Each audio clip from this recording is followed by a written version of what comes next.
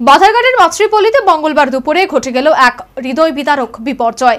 স্নান করতে এসে জলে ডুবে ৩ নাবালকের মৃত্যু।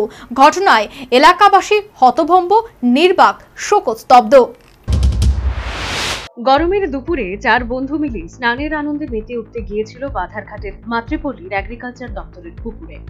কিন্তু কে জানতো সেই জলই হবে তাদের মধ্যে 3 জনের জীবনের শেষ পরিণতি।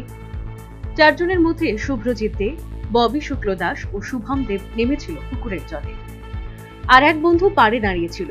হঠাৎই তার বিপত্তি নজরে আসে। আর্তচোখে দেখেছিল 3 বন্ধুর জলে তলিয়ে যাওয়া। মুহূর্তের মধ্যেই আনন্দ ভেসে গেল কান্নার স্রোতে। পাশে দাঁড়িয়ে থাকা কিশোরটি ছুটে গিয়ে খবর দেয় এলাকার পলাশ কর্মকারকে। পলাশ কর্মকার ছুটে আসে।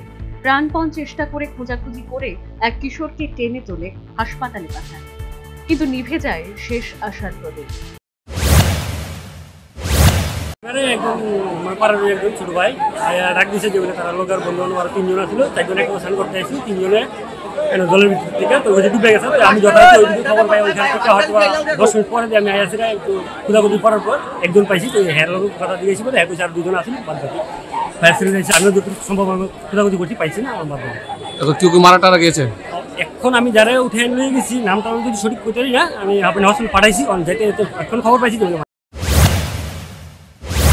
খবর পেয়ে আসে দমকল বাহিনী। চারপাশে জড়ো হয় শত শত মানুষ। আসেন স্থানীয় বিধায়িকা মীনা রানী সরকার। শুরু থেকেই বাতাস ভারী হয়ে ওঠে মায়ের বুক ফাটা আর্তনাদে, বাবার নিঃশব্দ কান্নায়।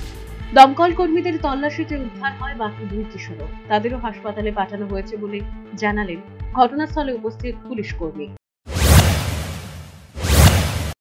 যে বাধারঘাট মাতৃপল্লী এগ্রিকালচারে এখানে একটা পুকুর, এখানে 3টে ছেলে স্নান করতে এসে জলে ডুবেছে। তখন খবর পেয়ে আমরা আসি এবং ফায়ার সার্ভিস টিম আসে। পুশ করে প্রথমে একটা ছেলেকে রেস্কিউ করে হসপিটালে পাঠায়। পরবর্তী সময় আরো 2 ছেলেকে রেস্কিউ করে হসপিটালে পাঠিয়েছি। আনুমানিক বয়সগুলি বয়স অনুমান 15-16 এরকম। নামগুলি একজনের ববি শুক্ল দাস, একজন শুভম আর একজন শুভজিৎ। ওদের বাড়ি এখানেই বাধারঘাট মাতৃপল্লী। কিন্তু তখন অনেক দেরি হয়ে গেছে। হাসপাতালে অপর 2 নাবালককেও মৃত বলে ঘোষণা করা হয়। 3টি পরিবারের স্বপ্ন তলিয়ে গেল পুকুরের জলে। নিথর দেহগুলোর পাশে দাঁড়িয়ে কাঁদছিল পাড়ার মানুষ। আর মাতৃপল্লীর বাতাসে মিশে যাচ্ছিল শোকার্ত আর্তনাদ। আজ সেই পুকুর পাড়ে শুধু শূন্যতা, নিস্তব্ধতা আর অসহায়তা। গোটা এলাকার আকাশ বাতাস শোকাচ্ছন্ন ও ভারাক্রান্ত। শুধু দীর্ঘ নিঃশ্বাস আর হায় হুতাশ। Bureau report, news vanguard.